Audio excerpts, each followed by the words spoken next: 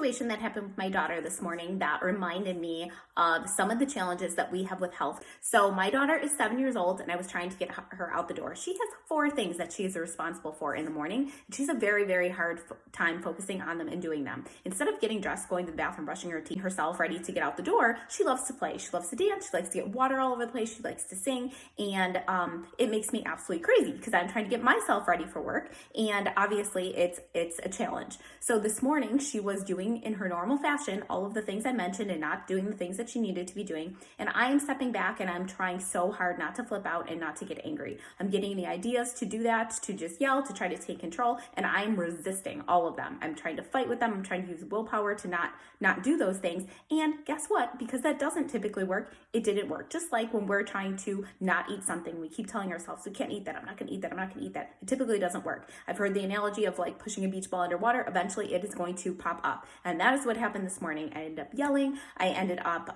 grabbing the TV remote from her because at one point she grabbed that and was again not doing what she was supposed to, and I blew up. So I gave myself a minute. I took a breath. I took a step back.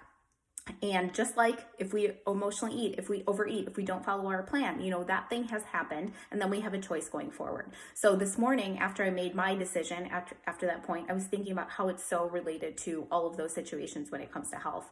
For me, I had the choice to either spiral down that path and continue being angry and ruin our entire morning versus just this portion of it, beat myself up, and leave us both very unhappy, or do these things instead, which I apply to both parenting as well as to my health and like I said, overeating, mindless eating, not following our plan after some of those things happen. And number one is not beating ourselves up, allowing us to be human. Sometimes we just don't do the things that we want to do, and it's over at that point. So we need to have our own back no matter what we do.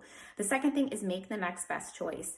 For me this morning, it was taking a breath, moving out of that room, and evaluating, what do I really want to do next? Who do I want to be, and what result do I want, and then how do I get there? And this morning that ended up being going and apologizing to my daughter. And it's the same thing with our eating. Like, what is the next best choice? It's having the cleanest dinner that you can. It's going right back to what you normally eat. It's going and getting a walk in. It's drinking more water, whatever that is.